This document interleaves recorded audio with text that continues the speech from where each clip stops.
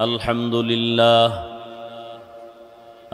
لله الذي جعل الشمس والقمر بحسبان والنجم والشجر يسجدان وفضل زمانا على زمان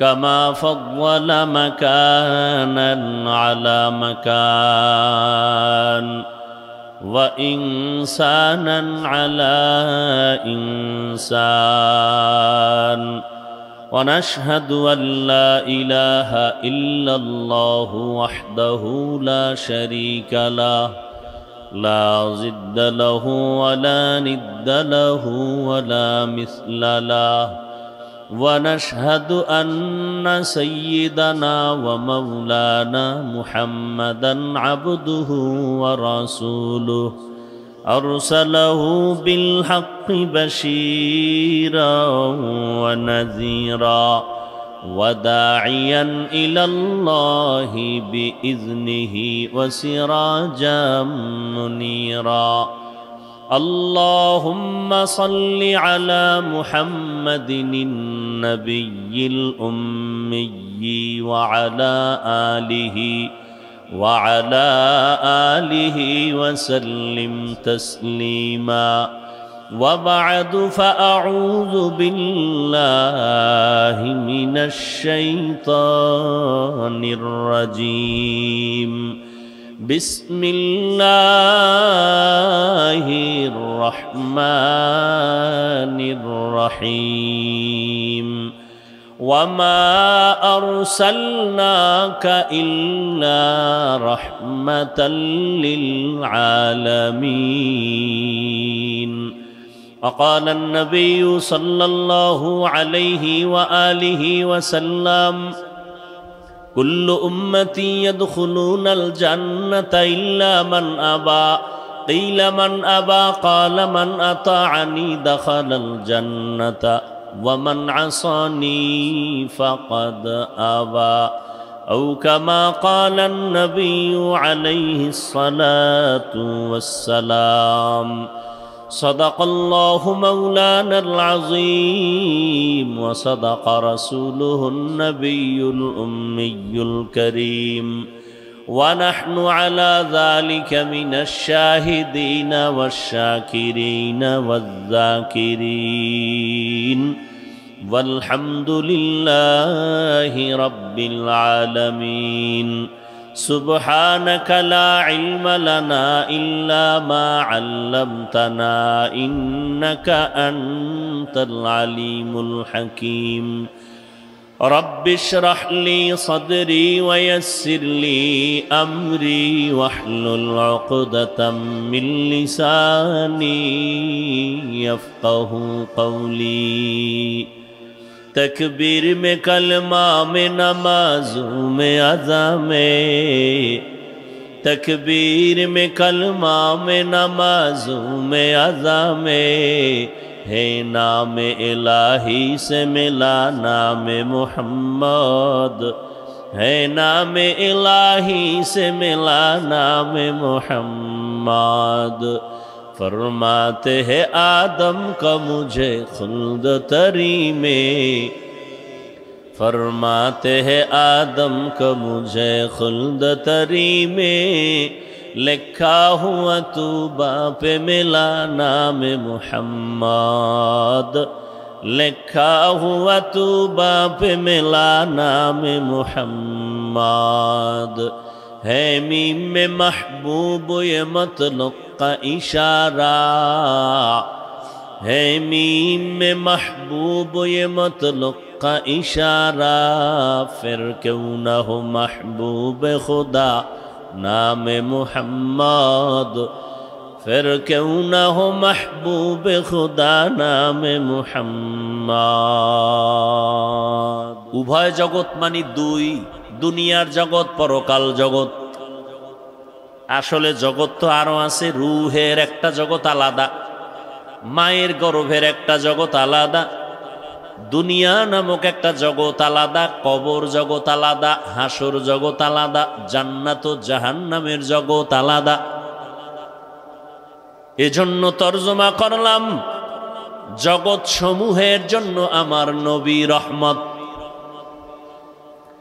রূহের জগতের জন্য আমার নবী আলাদা রহমত, মায়ের গর্ভের জগতের জন্য আমার নবী আলাদা রহমত, দুনিয়ার জগতের জন্য আমার নবী আলাদা রহমত, কবর জগতের জন্য নবী আমার রহমত, হাসর ময়দানের জগতের জন্য নবী রহমত, জান্নাত ও জাহান্নামের জগতের জন্য আমার নবী রহমত। এটা মাঝে মাঝে বুঝে আসে না, জাহান্নামের জন্য নবী রহমত হয় কি করে? প্রত্যেকটার বিষয় ভিন্ন ভিন্ন আলোচনা। রূহের জগতের জন্য নবী কিভাবে রহমত, ভিন্ন আলোচনা। মায়ের গর্ভের জগতের জন্য নবী কিভাবে রহমত, ভিন্ন আলোচনা। কবর জগতের জন্য নবী কিভাবে রহমত, ভিন্ন আলোচনা। হাসরের ময়দানের জগতের জন্য নবী কেমন রহমত, ভিন্ন আলোচনা। জান্নাতের জগৎ আর জাহান্নামের জগতের জন্য নবী কিভাবে রহমত, ভিন্ন আলোচনা। আমি আজকে শুধু দুনিয়ার জগৎ নিয়ে কিভাবে নবী রহমতে নিয়ে কয়েকটা কথা বলে মোনাজাত দিব। দুনিয়ার জগতের জন্য নবী যে রহমত, এটা সমষ্টিগত এক কথায় বলে দিলাম, কিন্তু এখানেও ভাগ আছে।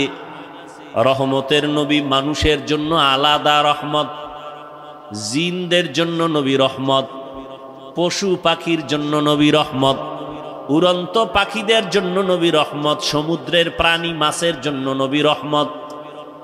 আবার এই মানুষের ভেতরে পুরুষের জন্য নবী আলাদা রহমত, নারীর জন্য নবী আলাদা রহমত, বেঈমানের জন্য নবী আলাদা রহমত, মুমিনের জন্য নবী আলাদা রহমত। পুরুষের জন্য নবী যেমন রহমত, নারীদের জন্য আলাদা রহমত। কেমন মায়ার নবী আমার, যেই নবী দুনিয়াতে এমন এক সময় আসছেন, আল্লাহ পাঠিয়েছেন এমন একটা জায়গা পৃথিবীর নিকৃষ্ট খারাপ, সারা দুনিয়ার মানুষগুলো চরিত্রহীন, এর মধ্যে আবার মক্কার মানুষ আরো খারাপ। সারা দুনিয়ার মানুষ এত খারাপ কেন? এদের মাথায় পরিচালনার কোনো মুরব্বী ছিল না, নবী নাই, ঈসা নবী নাই, মুসা নবী নাই, কোনো মুরব্বী নাই। যে যার মন মতো চলে, যে যার মন মতো চলে, যা বুঝে সেটাকেই প্রাধান্য দেয়। আল্লাহর কসম করে বলি, ওখান থেকে এখানে শিক্ষা নেও।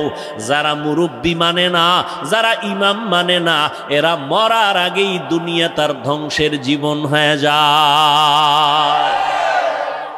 আউযুবিল্লাহ পারে না, বিসমিল্লাহ পারে না, BA pass, IA pass, MA pass, আসসালামু আলাইকুম এই দুইটা শব্দ শুদ্ধ করে পারে না। হে চাপাবাজি করে, আমি কোনো হুজুর মানি না, মাওলানা মানি না, ইমাম মানি না, আমি কোরআন হাদিস মানি। তুমি আরবি কোরআন বুঝো না, হাদিসের আরবি পড়তে পারো না, তুমি কি মানবা? তোমার এই কথাটা 100% মিথ্যা কথা। আমরা আলেম ওলামার পিছনে দৌড়াইয়াও নিজের ঈমান আমল ঠিক রাখা বড় কঠিন। আর তুমি যে কও আমি কাউকে মানি না, তাহলে বুঝতে হবে তুমি কাউকে না মানলেও এক পর্যায়ে তোমার শয়তানকে মানা হয়। কাকে মানা হয়? শয়তান। শয়তান 3 দল। কয় দল? জিন শয়তান, মানুষ শয়তান, নফস শয়তান। নফসটা ভিতরে আছে না নাই? ভিতরে বয়ে কারবার করতেছে। হুজুর মানি না, আলেম মানি না, কিচ্ছু মানি না। মক্কার মানুষ সহ পৃথিবীর মানুষ রসুল আসার আগে খারাপ হয়ে গেল কেন? মুরব্বি নাই, মন মতো চলে। এমন এক সময় আল্লাহ পাক আমার নবী, রহমতের নবীকে মক্কা নগরীতে পাঠালেন, যেই মক্কার মানুষ চূড়ান্ত খারাপ, চরিত্রহীন, লম্পট, এতটাই খারাপ সারা দুনিয়াতে তাদের মতো খারাপ কোনো মানুষ নেই। সেই জায়গায় আমার এমন এক নবীকে পাঠাইছেন যে নবীর জিন্দেগিতে কোনো কলঙ্কের দাগ নাই, মহা পবিত্র ব্যক্তি। ঢাকার শহরে বিভিন্ন জায়গায় অপকর্ম হয় না হয় না? খবর আসছে ওখানে মদের আড্ডা চলে, ওই রাস্তার গলির মধ্যে নারীদেরকে নিয়ে নাচ গান চলে অর্ধুলাঙ্গ। খবরটা দিল, আলেমোলামারা মিটিং করলো কি করা যায়। তো এলাকার কিছু গণ্যমান্য গাঞ্জাখোর আছে, বিড়িও টানে, হুজুর্গ কাছেও আসে, এগো ডাকছে, ভাই ওখানে আগে একুরেট খবরটা নাও, তোমরা আগে যাও, আমরা যাইতে পারি না, আমরা বড় হুজুর, ওই জায়গায় গেলে মাইনসে কইব বড় হুজুর এখানে আইলো কেমনে, আগে পরিবেশ তৈরি করো এরপরে আমরা যাই। যাও তোমরা বিড়ি টান্নেওয়ালার একটু আগে যাও, বড় হুজুর ওখানে যাবে না, মানুষ খারাপ বলবে, কথা ঠিক। কিন্তু রহমতের নবী, মক্কা নগরীর মানুষ এত খারাপ, এতটাই তারা খারাপ, এর মধ্যে রহমতের নবীকে আমার আল্লাহ পাঠালেন। আল্লাহ পাকের কুদরত আমাদের বিবেকের বাইরে, কাদের কুদরত দারি বরকামাল, আন্তা রব্বি আন্তা হাসবি জুল জালাল। নবীকে পাঠায় দিলেন, মক্কা নগরীতে আসলেন মা আমেনার গর্ভে আব্দুল্লাহর ঔরসে। রহমতের নবী আসলেন, নবী আসছেন এমন এক হালাত, দুনিয়াতে আসি একবার বাবার চেহারাটাও দেখতে পারেন নাই, 6 বছরে মা হারায় ফেললেন। বড় অসহায় নবী আমার ইয়তীম, আপন জন আত্মীয় স্বজন সব হয়ে গেল জানের দুশ্মন। রহমতের নবী আমার এখনো নবুয়তের সনদ আল্লাহ কোরআন দেয় নাই। নবী দীর্ঘদিন কারোর সাথে কোনো দাওয়াতের কথা বলেন না, এমনি মিলজুল হয়ে কথা বলেন, চলাফেরা করেন, সবাইকে কাছে টানেন, সবার কাছে নবী যান, কথা বলেন সুন্দর, মানুষের মনটা কেমন যেন আকৃষ্ট হয়ে যায়। কিও নামাজি ভাইরা বেনামাজিরে দেখলে সি সি করে তাড়ায় দেই, তুমি খারাপ আমি ভালো। রহমতের নবী আমার সবার সাথে চলে ফিরে, কাছে টানেন, বুকে লাগান। নবীর ব্যবহার ছিল মানুষকে কাছে আনার বড় বুঝি। দীর্ঘ 40 বছর পর্যন্ত নবী কালেমার দাওয়াত দেন না, রোজার কথা বলেন না, কোনো আওয়াজ নাই। রহমতের নবী আমার এই 40টা বছর মক্কার অদূরে হেরা পাহাড়ের গুহায় গিয়া আমার নবী আল্লাহর ধ্যানে সময় কাটাইতেন। 40 বছর চলে গেল, 6 মাস। এরপরে আল্লাহ কোরআন নাজিল শুরু করলেন। হেরা পাহাড়ের ভেতরে জিব্রাইল আমিন আসলেন, নবীকে চাপ দিলেন। ঘটনা আপনাদের সকলেরই জানা। রহমতের নবী কোরআন পাইয়া দাওয়াত শুরু করলেন। নবীর দাওয়াতের প্রথম কাজ আল্লাহর কোরআনের তেলাওয়াত। هو الذي بعث في الأميين رسولا منهم يتلو عليهم آياته ويزكيهم ويعلمهم الكتاب والحكمة وإن كانوا من قبل لفي ضلال مبين। আল্লাহ এক নবী বানাইলেন, নবীকে বলেন উম্মি নবী।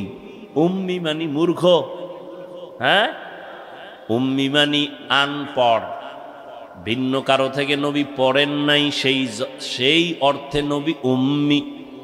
কেউ যদি তর্জমা করে নবী অক্ষর জ্ঞানহীন, তার মানি হলো মূর্খ। এই তর্জমা করাটা চূড়ান্ত বেয়াদবি। রহমতের নবী আমার দাওয়াত শুরু করেছেন। 40 বছর পরে কোরআন পাইয়া নবী আর ঘুমায় না, নবী দাঁড়ে দাঁড়ে দৌড়ায় আর দাওয়াত দেন। প্রথম নবীর মিশন হলো কোরআনের তেলাওয়াত।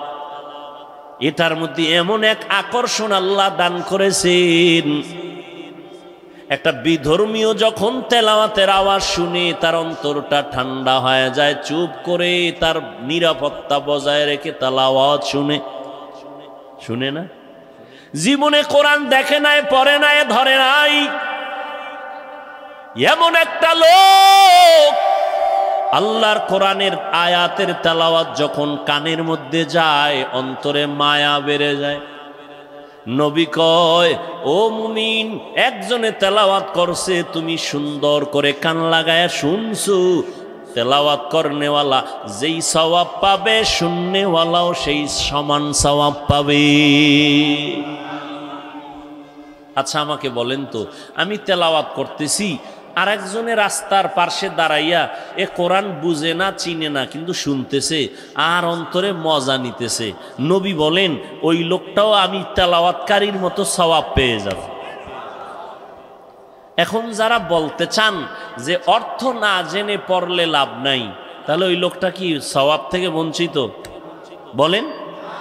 আমি এমন আয়াত তেলাওয়াত করলাম, হাফেজ সাহেব করে, অর্থ জানে না, সওয়াব হবে না? তাহলে এই ফিতনা কেন? কি বিষয় কি? কাদিয়ানীরা ধরে ধরে মুসলমানকে উত্তরবঙ্গে যাও টাকার প্রলোভনে পালাইয়া কাদিয়ানী বানায়, সে নিয়ে তোমার কোনো মিশন নাই, কোনো কর্মসূচি নাই। কে ইল্লাল্লাহ জিকির করলো তা নিয়ে তোমার এত বিরোধিতা, বোঝা গেল তোমার অন্তর বড় ঝামেলায় যুক্ত হয়ে গেছি।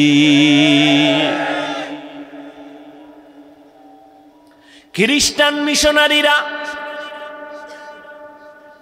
চট্টগ্রামের হিলটেক্স পাহাড়িয়া এলাকায় ধর্মান্তরিত করে বিভিন্ন প্রক্রিয়ায় টাকার প্রলোভন দেখাইয়া।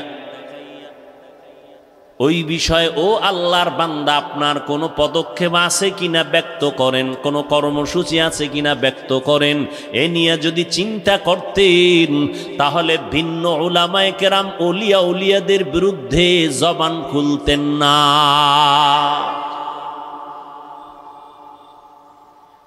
তাবলীগের বিরোধিতা, চরমনায়ের বিরোধিতা, উজানির বিরোধিতা, একটা এটা ট্রেডিশন বানায় ফেলছে। এদের বিরোধিতা করতে পারলেই মনে করে সে খুব দামি হয়ে গেছে। আল্লাহ এর থেকে আমাদের সমস্ত উলামায়ে কেরামদেরকে হেফাজত করেন। ত্রুটির ঊর্ধ্বে তো কেউ না, কিন্তু তার মানে কি এই ত্রুটি নিয়ে রাস্তায় পোস্টারিং করা, চিল্লাচিল্লি করা? আল্লাহ হেদায়াত দান করেন। ইল্লাল্লাহ জিকির একটা সমস্যা ধরে নিলেন। আচ্ছা, এই ইল্লাল্লাহ জিকিরটা পৃথিবীর কোন তরিকায়, কোন পীর, কোন অলি, কোন আউলিয়া পৃথিবীতে রসুল থেকে শুরু করে আজ পর্যন্ত কেউ বলে নাই যে তুমি জিকিরের আসনে বৈশাই শুরুতে তুমি ইল্লাল্লাহ শুরু করবা। পৃথিবীর কোন তরিকায় নিয়ম নাই। কি নিয়ম? বলে তুমি বসে দীর্ঘ সময় পুরা কালেমা পড়ো, লা ইলাহা ইল্লাল্লাহ, লা ইলাহা ইল্লাল্লাহ,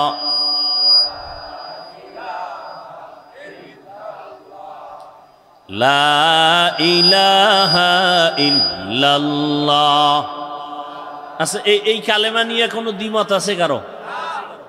দীর্ঘ টাইম এই কালেমা পড়ার পরে অন্তরে যখন বসে গেল আমার আল্লাহ তাআলা ব্যতীত কোনো ইলাহ নাই, কোনো মাবুদ নাই, লা ইলাহা নাই, কোনো মাবুদ নাই, কোনো ইলাহ। আরে এরকম কি সমস্যা? কি এতক্ষণ হইল না? এখন কি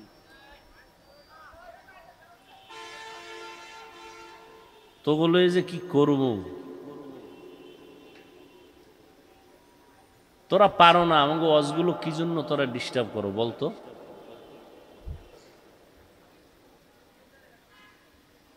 খেয়াল করেননি আপনারা? লা ইলাহা মানে কি? কোন ইলাহ, কোন মাবুদ, কোন রিজিক দাতা, কোন আইন দাতা, কোন বিধান দাতা ইল্লাল্লাহ, কেউ নাই। কে আছেন?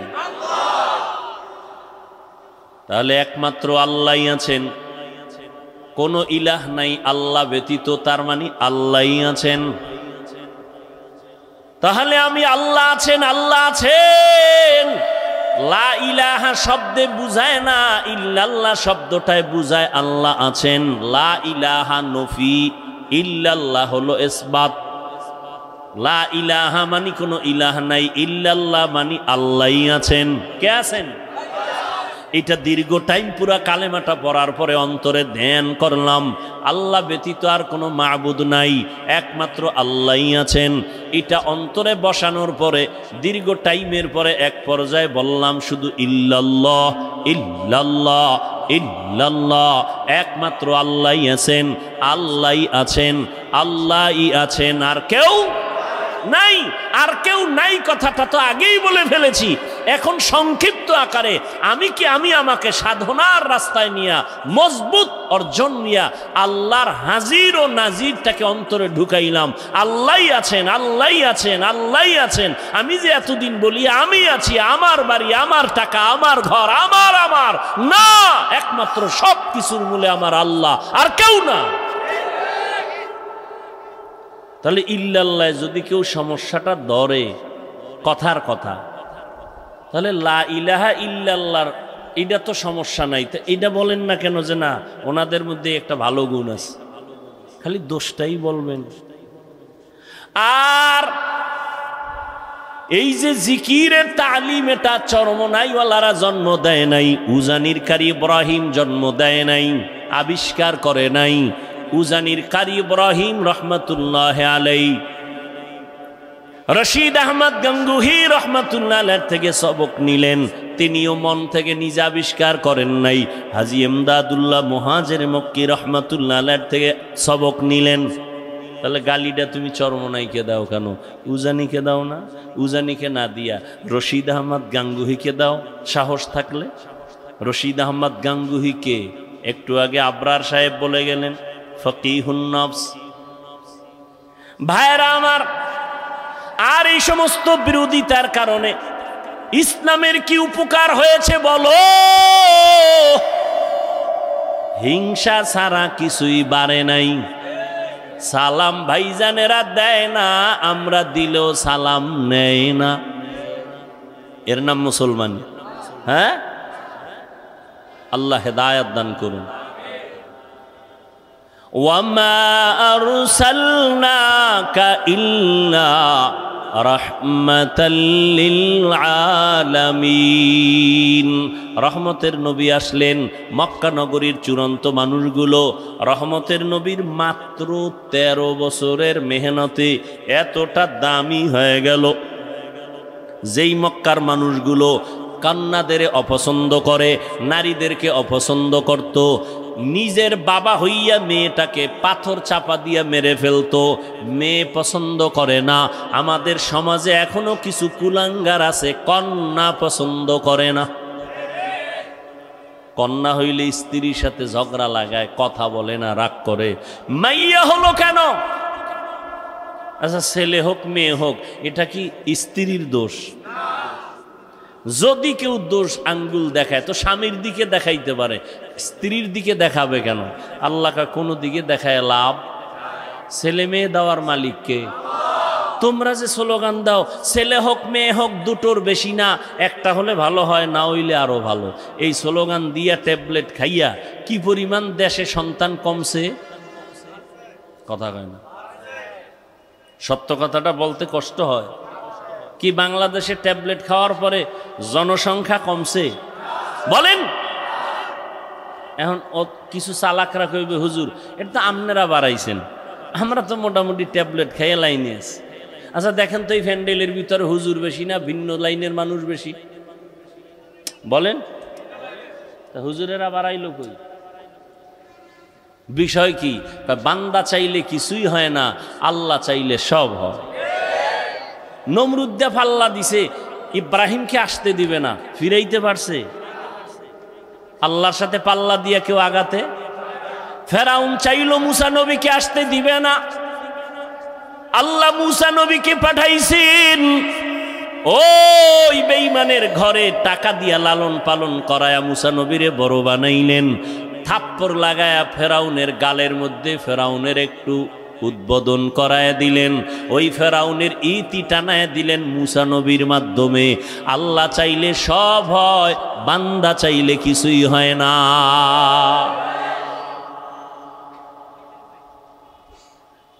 আল্লাহর নবী আসলেন মাত্র 13 বছর, নারীদের সম্মান সর্বোচ্চ দিয়া দিলেন, কন্যাদের হত্যা বন্ধ করায় দিলেন। রহমতের নবী আমার মাত্র 13 বছরের মেহনতে মানুষগুলোকে এত দামি বানায় দিলেন। আল্লাহ জিব্রাইলকে লিস্টি নিয়ে পাঠায় দিয়া বলেন, যাও আমার নবীর কাছে লিস্টি দিয়া দাও। এই লিস্টিতে যাদের নাম আছে নবী যেন ঘোষণা দিয়ে দেয়, এই লিস্টির সবাই বিনা হিসাবে জান্নাতি।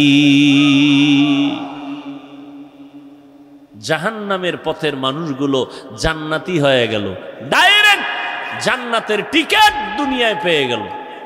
আচ্ছা, নবী মাত্র কয় বছর বলেন? 13 বছরে মক্কার চূড়ান্ত খারাপ এদেরকে জান্নাতি বানায় দিলেন বেতের বাড়ি দিয়া। কেমন মায়ার নবী আমার! শুধু 13 বছর কেন, নবীজির পুরা হায়াত 63 বছরে কোনোদিন নবী একটা কাউকে গালি দেন নাই। আপনি চিন্তা করতে পারেন, হাজার হাজার গালি নবীর সামনে দাঁড়ায় ইহুদিরা দিতেছে, আমার নবী গালি দিবেন দূরের কথা, হায়াতে কোনোদিন একটা গালির জবাবও দেন নাই। আরো আশ্চর্য কথা, কেমন মায়ার নবী আমার! কোনদিন আমার নবী চোখ মোবারক গরম করে কারো দিকে রাগে তাকান নাই। রহমতের নবীর মায়ার আদর্শ দেখা বেঈমান কালেমা পড়েছে, নবীর ব্যবহার দেখে দুশ্মনাইয়া বন্ধু হয়ে গেছে। ইমামুল আউয়ালিনাল আখিরিন বাহরে সদকা রাহমাতাল লিল আলামিন সাইয়্যিদুল কাউনাইন খাতমুল মুরসালিন আখির আমদ বুদে ফখরুল আউয়ালিন। এরে নবীর আশিক উম্মতের দল, কেমন একজন নবী পেয়েছো, ওই নবীরে চিনো নাই রে যুবক। 1500 বছর পরে নবী নাই। ওই যে একটু আগে বলছিলাম শুরুতে, ঈসা নবী চলে গেছেন, আমগো নবী আসছেন, মাঝখানে কোনো মুরব্বী নাই, মন মতো চলিয়া ধ্বংসের পথে গেল। কিন্তু রহমতের নবী, শ্রেষ্ঠ নবী, যার কোনো তুলনা নাই, সেই নবী চলে গেলেন, আজ 1500 বছর হয়ে গেল। এরপরে উম্মত কেন লাইন ছাড়া হয় নাই? এখনো বাংলাদেশের ভেতরে উম্মত আল্লাহর নবীর সুন্নতের জন্য জীবন দিতে তৈয়ার। ফিলিস্তিনে মানুষ রক্ত দিয়ে দিতেছে। এরে ব্রিটিশদের আক্রমণ, ইহুদিদের আক্রমণ, ওই স্পেনের ভেতরে এত পরিপূর্ণ আক্রমণ করেছিল, মুসলমানের 800 বছরের শাসনকে ধ্বংস করে দিল। এরপরও ইসলামকে বিদায় করতে কেন পারে না? এর একমাত্র কারণ, ধারাবাহিকভাবে এই জাতি মুরব্বী মানে, ইমাম মানে, এই কারণে চূড়ান্ত ধ্বংস হয় না। আর যারা মুরব্বী মানে না, গিয়া দেখেন ওদের দুনিয়াও ঠিক নাই, আখেরাতও ঠিক নেই। ভালো করে তদন্ত করেন ভাইরা আমার। 1500 বছর পরে তাকাইয়া দেখো, এই জমিনের ভেতরে মদিনার নবীর আদর্শ মানার কারণে এখনো সম্মান আল্লাহ চোখে দেখায় দিলেন। করোনার সময় স্কুল বন্ধ, কলেজ বন্ধ, চাকরি বন্ধ, ব্যবসা বন্ধ, ট্রেন বন্ধ, ফ্যাক্টরি বন্ধ, সব বন্ধ হয়ে গেল। কিন্তু কোরআনের একটা মাদ্রাসাও বন্ধ হয় নাই। এটা কি বাকি না নগদ? জিন্দেগি মে বন্দেগি তু করনা হে, জিন্দেগি মে बंदगी तू करना है, जिंदगी बे बंदगी शर्मिंदा है, जिंदगी बे बंदगी शर्मिंदा है। दुनिया में हो दुनिया का तलबगार न हो, बाजार से गुजर हो खरीदार न हो। ये दुनिया एक मिसले कागज फूल है, ये दुनिया एक मिसले कागज फूल है। जिंदगी में बंदगी तू करना है, जिंदगी में बंदगी तू करना है, जिंदगी बे बंदगी शर्मिंदा है, जिंदगी बे बंदगी शर्मिंदा है। जिंदगी में बंदगी कुन बंदगी, बंदगी बे जिंदगी शर्मिंदगी। एरे नबीर आशिक 1500 বছর পরেও তাকাইয়া দেখো,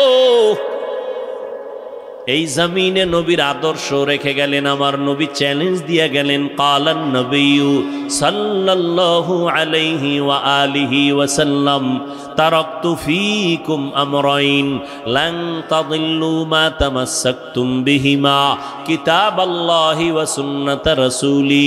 পয়গম্বর বলেন, আমি বিদায় বেলা চ্যালেঞ্জ দিয়া গেলাম, দুইটা জিনিস রেখে গেলাম, যদি আঁকড়াইয়া ধরো কোনোদিন তোমার ঈমান নষ্ট হবে না, সম্মান কমবে না। এক নাম্বার হলো আল্লাহর দেওয়া কোরআন, দ্বিতীয় হলো আমি নবীর রেখে যাওয়া সুন্নাত। এখানে প্রশ্ন হতে পারে, নবী হাদিস বলেন নাই কেন, কোরআন হাদিস না বলে কোরআন আর সুন্না কেন বললেন? সুন্নতের পর্দার ভেতরে আছে মুরব্বি মানা লাগবে, সুন্নতের পর্দার আড়ালে আছে মুরব্বি। কারণ টুপি পরা সুন্নত, টুপি পরা কি, পাগড়ি পরবেন সুন্নত, কিন্তু কেমনে পরবেন, সিস্টেম কি? কয় এটা মুখস্থ করে পারা যাবে না, দেখতে হবে। কয় কেমনে দেখবা? কয় উলামায়ে আহলে হকেরে দেখো, তারা যেমনে টুপি পরে এমনে পরে, এটাই মদিনাওয়ালার সুন্নত। বলে কেমনে বুঝলাম? কয় তিনি মন গড়া টুপি পরেন নাই, তিনি তার মুরব্বী যারা উলামায়ে আহলে হক তাদের অনুসরণ করেছেন, তারা তাবেঈনদের অনুসরণ করেছেন, তারা তাবেঈনদের অনুসরণ করেছেন। এভাবে যাইতে যাইতে সাহাবায়ে কেরামের অনুসরণ, আবার সাহাবায়ে কেরাম আমার রসুলের অনুসরণ করেছেন। এজন্য নবীও বলে গেছেন, উলামায়ে আহলে হকের তোমরা ঠেলে ফেলে দিও না, কারণ এরা আমি মুহাম্মদ সহ সমস্ত নবীদের কলিজার বন্ধু, টাকা পয়সার বন্ধু না, এরা হলো ইলমে নববীর বন্ধু। উলামায়ে আহলে হকের অনুসরণ করো। আল্লাহ কোরআনে বলে দিলেন, উলুল আমর যারা তাদের অনুসরণ করো। এরে নবীর উম্মতের দল, এই করোনায় তা চোখের সামনে দেখায় গেল, ছোট বড় সবাই সামনে আল্লাহ দেখায় দিলেন। করোনার শত শত লাশ, মানুষগুলো মাস্ক পরে আছে, কেউ কাছে যায় না, করোনার ভয়। এমনকি সন্তান পর্যন্ত বাবায় করোনা আক্রান্ত, চিকিৎসার জন্য যায় না, কাছে যায় না। না যাইতে যাইতে বাবায় বিছানায় মরে গেল, লোকেরে টাকা দিয়া কয় লাশটা রাস্তার বাইরে ফেলে দাও। লোকে টাকা পাইয়া গরিবরা ফেলে দিল, সন্তান দরজা লক করে দিল, একবারও খোঁজ নিল না বাবার লাশটা কি কুকুরে খাইলো নাকি জানাজা হলো। এই শত শত লাশ আমার দেশের কিছু প্রশাসনের পুলিশ ভাই আর অধিকাংশ উলামায়ে কেরাম টুপিওয়ালারা এই করোনার লাশগুলো কাঁধের মধ্যে নিলেন, গোসল করাইলেন, কাফন পরাইলেন, জানাজা পড়াইয়া দাফন করলেন। আল্লাহর হাজার শুকর, একজন টুপিওয়ালাও করোনায় মরে না। আর কি সম্মান দেখতে চাও রে মুমিন? ইহুদিরা আমাদের চূড়ান্ত দুশমন, খ্রিস্টান আমাদের দুশমন, সমস্ত বিধর্মীরা আমাদের দুশমন, এমনকি আমগো মুসলমানের ঘরের মধ্যেও মুসলমানের দুশমন। এরপরেও আল্লাহর শুকর, কোরআনওয়ালাদের সম্মান কমে নাই, কমছে? চোখের সামনে সম্মান। এই সম্মান কে দিছেন? চেয়ারম্যানের চেয়ারের মেয়াদ আছে না নাই? কোরআনওয়ালার চেয়ারের কোনো মেয়াদ আসেনি। এরা দুনিয়াতেও বাদশাহ, পরকালেও বাদশাহ। কয় আলেম আমাদের মধ্যে, আমাদের লাইনের কিছু, আল্লাহ মাফ করুন, কিছু উলামায়ে কেরাম নামদারি, এরা বলে আলেমরা পিছনে থাকবে কেন? তো কি করবে? কয় আলেমরা 5-10 তলা বিল্ডিং করে বিশাল বিজনেসম্যান হবে, সিআইপি ভিআইপি হবে, কোটি কোটি কোটি টাকার বিজনেস করবে, আলেমরা পেছনে থাকবে কেন? আসলে আলেমের কাজ কি? ডাক্তারের কাজ কি? গাড়ি চালানো না মানুষের চিকিৎসা করা? প্রত্যেকের এরকম একটা কাজ আছে। ইঞ্জিনিয়ার সাহেবের কাজ কি? রুগী দেখা না বিল্ডিং এর ডিজাইন করা? বলেন। ঠিক তেমনি ভাবে আলেমের কাজ কি? আল্লাহ কোরআনে বলেন এদের মূল কাজ উম্মতকে হেদায়েতের দাওয়াত দেওয়া। কিসের দাওয়াত? হেদায়েতের দাওয়াত দিবে। আর এদের সম্মানের জন্য যা প্রয়োজন সব আল্লাহ ব্যবস্থা করে দিবে। টাকার পেছনে দৌড়াতে হবে না, টাকা আমার পেছনে দৌড়াবে। ব্যবস্থা কে করবেন? টাকাওয়ালা পায়ের পাশে এসে বসে থাকবে, হুজুর কিছু নেন। কি কুদরত কার? আল্লাহ। কিন্তু ওই হেদায়েতের পথ বাদ দিয়া যদি কেউ দুনিয়া দুনিয়া দুনিয়া করে, এটা আলেমের শান না। দ্বিতীয় কথা, আলেম পিছায় রইল কই? মসজিদে যাবেন, আলেম পিছে না সামনে? জানাজায় দাঁড়াবেন, আলেম পেছনে না সামনে? মজলিসে যাবেন, ওলামায়ে কেরাম আছে, বড় হুজুর আছে, পেছনে না সামনে? মন্ত্রীদের মজলিসে আলেম গেছে, পেছনে না সামনে? এমপি সাহেবের সভায় আলেম গেছে, পেছনে না সামনে? বিবাহের অনুষ্ঠানে আলেম পেছনে না সামনে? কেন বলো বাবা, আলেম পিছাইয়া থাকবে কেন? আলেম পিছনে নাই, তোমার অন্তরটা বড় দুর্বল। আলেমকে আল্লাহ এলেমের কারণে সবার উপরে সম্মান দিয়া রাখছেন। কোটিপতিও আলেমের কাছে ঈশা দোয়া চায়। এমপি সাহেব দেখলে কয় হুজুর দোয়া করবেন, মন্ত্রী মহোদয় দেখলে বলে দোয়া করবেন। মন্ত্রীদের প্রধান যিনি, তিনিও আলেমদের পেছনে দোয়ার অপেক্ষমান। আল্লাহ তাআলা ওলামায়ে কেরামকে এলেমের কারণে সম্মান দিয়া রাখছেন। টাকা দিয়া সম্মান বাড়ানো যায় না। এলমেরা এজাজু করদন বেহিসাব, খলকেরা দান জওয়াবে বাসও। এত মুসিবতের মধ্যে কি আলেমদের সম্মান কম? বলেন। আল্লাহ দেখাইলেন আমার সোনার বাংলায় কত হাফেজে কোরআন, ছোট্ট ছোট্ট বাচ্চাগুলো সারা দুনিয়ার মানুষের মাথা গরম করে প্রধান পুরস্কার নিয়ে বাংলাদেশে আসছে হাফেজে কোরআন। আছে না নাই? নবী চ্যালেঞ্জ দিয়ে বলছেন 2 জিনিস ধরে রাখো, কোরআন আর নবীর সুন্নাহ। এই 2 জিনিস যদি পেতে চাও, উলামায়ে আহলে হকের পেছনে ছাড়া যা পাওয়া যাবে না। আর উলামায়ে কেরাম তৈরি হয় কলেজে না মাদ্রাসায়? মাদ্রাসায়। মাদ্রাসাকে সম্মান করো। আমি এটা বলি না আমার যুবক ছেলেরা মাদ্রাসায় চলে আসো, স্কুল কলেজ বন্ধ করে দাও, না, একবারও বলি না। স্কুলে পড়ো আলহামদুলিল্লাহ, কলেজে পড়ো আলহামদুলিল্লাহ, ডাক্তার হও আলহামদুলিল্লাহ, ইঞ্জিনিয়ার হও আলহামদুলিল্লাহ, প্রফেসর হও আলহামদুলিল্লাহ। তবে খবরদার আমার দাবি বেয়াদব হইও না। তোমার ব্যবহারে যেন মা বাবা কষ্ট না পায়, তোমার আচরণে যেন উলামায়ে কেরাম কষ্ট না পায়, তোমার ব্যবহারে যেন মুরব্বীরা কষ্ট না পায়। 5 ওয়াক্ত নামাজ পড়ো, মা বাবার দোয়া নিয়ে চলো, উলামায়ে কেরামের পরামর্শ নিয়ে চলো। ও যুবক বাবারা, তোমার মতো কত যুবক জীবনে মাদ্রাসায় পড়ে নাই, স্কুল কলেজে পড়িয়া 5 বেলার নামাজ পড়ে। সত্য কথার সাক্ষী দাও, আছে না নাই? তুমি কেন পারবা না? ও যুবক বাবা, তোমার মতো যুবক রাস্তায় গাড়ি চালায়, ড্রাইভারি করে, 5 বেলার নামাজ পড়ে, আছে না নাই? তুমি কেন পারবা না রে বাবা? তোমার মতো সন্তান জেনারেল লাইনে থাকিয়া শ্রমিকের কাজ করে, সময় মতো নামাজ পড়ে, কৃষি কাজ করে, নামাজ ছাড়ে না, নদীর মধ্যে মাছ ধরে, নামাজ ছাড়ে না। ও আল্লাহর বান্দারা, র্যাব, আর্মি, পুলিশ, বিডিআরের চাকরি করে, নামাজ ছাড়ে না। সেদিন এক যুবক আইসা কয়, হুজুর চাকরির সিঁড়িতে যাইয়া স্কেল বেড়ে গেল বেতনের, হঠাৎ করে উপরের অফিসার কয় দাড়ি রাখা যাবে না। আমি বললাম সালাম, চাকরি করা যাবে না, রিজিকের মালিক চাকরি না, রিজিক দেওয়ার মালিক আমার আল্লাহ।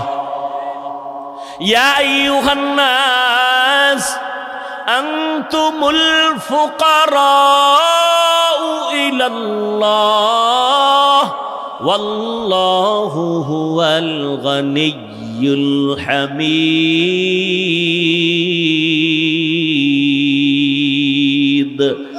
गर तवक्कुल मी कुनी हर सुबह शाम, मीरा सानद रिज़्क़ तू अज़ला मकाम, जुज़्बा हक़ चीज़े मखाज़ इंसुजा, फजले उआ मस्ते दर जुमला जहा। আল্লাহ বলেন, ও মানুষ, তোমরা সবাই ফকির, আমি আল্লাহ প্রশংসিত ধনী। আল্লাহ পাক প্রশংসিত ধনী, রিজিকের মালিক আমার আল্লাহ। ও যুবক, চেয়ারম্যান, মেম্বার, এমপি, মন্ত্রী 5 ওয়াক্ত নামাজ পড়ে নাই, দোকানদারি করে, কোটি টাকার ব্যবসা করে, হারাম খায় না, নামাজ ছাড়ে না, অভাব নাই। তোমার মনটাকে একটু প্রশ্ন করো, তুমি কেন পারো না রে বাবা? তোমার মতো যুবক 5 বেলার নামাজ পড়ে, কলেজে দৌড়ায়, স্কুলে দৌড়ায়, তুমি কেন পারো না? ঢাকা কলেজের বারান্দায় গিয়া দাঁড়াও, সলিমুল্লাহ হলের কিনারায় দাঁড়াও, জাহাঙ্গীরনগরের কিনারায় দাঁড়ায়, দেখবা পাগড়িওয়ালা সন্তান হাঁটে, মনে হয় যেন বাইতুল মুকাররমের একজন খতিব। কয় না, আমি জীবনে খতিবগিরি করি নাই। কই পড়ো? বলে ঢাকা কলেজে। এমন সুরাত কেন পাগড়ি লাগানো? বলে আমার মাওলার কোরআনওয়ালা উলামায়ে কেরামের নেক দোয়া, উলামায়ে আহলে হকের সোহবাত। ও যুবক, তুমি ডাক্তার হও, বাধা নাই, ইঞ্জিনিয়ার হও, বাধা নাই, জেনারেল লাইনে থাকো, বাধা নাই, চাকরি করো, ব্যবসা করো, বাধা নাই, 5 বেলার নামাজ পড়ো, মা বাবার দোয়া নিয়ে চলো, উলামায়ে কেরামের পরামর্শ নিয়ে চলো। ও পর্দার আড়ালের মা বোনেরা, আপনার মতো কত মা পর্দা করে, নামাজ পড়ে, স্বামীর মাল হেফাজত করে, অভাব নাই, আপনারা কেন পারেন না? অবৃদ্ধ বাবাজি, আপনার মতো কত বুড়া মানুষ হাতে লাঠি নিয়ে মসজিদে গিয়া নামাজ পড়ে, আপনি কেন পারবেন না? এখনো সময় আছে তওবা করার। মনটাকে ছোট করে আল্লাহর কাছে তওবা করেন মনে মনে।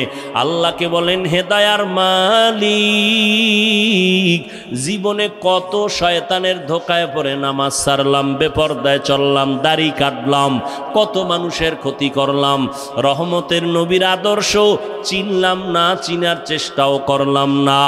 আজকে থেকে তওবা করে নিলাম, নবীর তরিকার বাহিরে চলবো না, নবীর আদর্শ নিয়ে চলবো, মা বাবার দোয়া নিয়ে চলবো, উলামায়ে কেরামের পরামর্শ নিয়ে চলবো। আর কোনোদিন দাড়ি কাটবো না, বেপরদায় চলবো না, নামাজ ছাড়বো না। হেদায়াতের মালিক আমার আল্লাহ, ইজ্জতের মালিক আমার আল্লাহ। আবু জাহাল নবীজির বয়ান শুনিয়াও কালেমা পড়তে পারলো না, কপাল পোড়া। আর ওমরের মতো বান্দা নবীর কল্লা কাটতে গিয়া কালেমাওয়ালা মুসলমান হয়ে গেল। এই জমিন আবু জাহালের মতো শক্ত অন্তরের কিছু মানুষ থাকবে, হাজারো বয়ানে তওবা নসিব হবে না। আর একদল ওমরের মেজাজওয়ালা গুনাহ নিয়া ময়দানে ঢুকার পর চোখের পানি ছেড়ে ভয়ে ঢুকার পরে কাঁদবে আর বলবে, ও আল্লাহ, এতদিন বুঝি নাই দাড়ি কাটলে কি অপরাধ হবে, নামাজ ছাড়লে কি অপরাধ হবে। আমার মতো যুবক স্কুলে পড়িয়া যদি দাড়ি রাখতে পারে, নামাজ পড়তে পারে, আমি কেন পারি না? আমার মতো যুবক জেনারেল লাইনে থাকিয়া চাকরি ব্যবসা করে যদি নামাজ পড়ে, আমি কেন পারবো না? ও আল্লাহ, তুমি আমাকে মাফ করে দাও। সামনে কোনো দিন দাড়ি কাটবো না, বেপরদায় চলবো না, মা বাবার বরদোয়া নিব না, ওলামায়ে কেরামের পরামর্শ নিয়ে 5 বেলার নামাজ পড়ে নবীর তরিকা মেনে চলবো। তওবা যদি করতে পারো, মুহূর্তে আমার আল্লাহ তোমাকে মাফ করে দিবেন। যদি অন্তর কারো তৈরি হয়, মুনাফিকি অন্তরে যদি না থাকে, তওবার নিয়ত যদি খাঁটি ভাবে কারো অন্তরে থাকে, দুটো হাত আমার আল্লাহকে দেখায়া দাও। আয় আল্লাহ, হাতগুলো কবুল করে নেন, তওবা কবুল করে নেন, তওবার উপরে মজবুত হইয়া চলার মতো তৌফিক দান করেন, আমিন।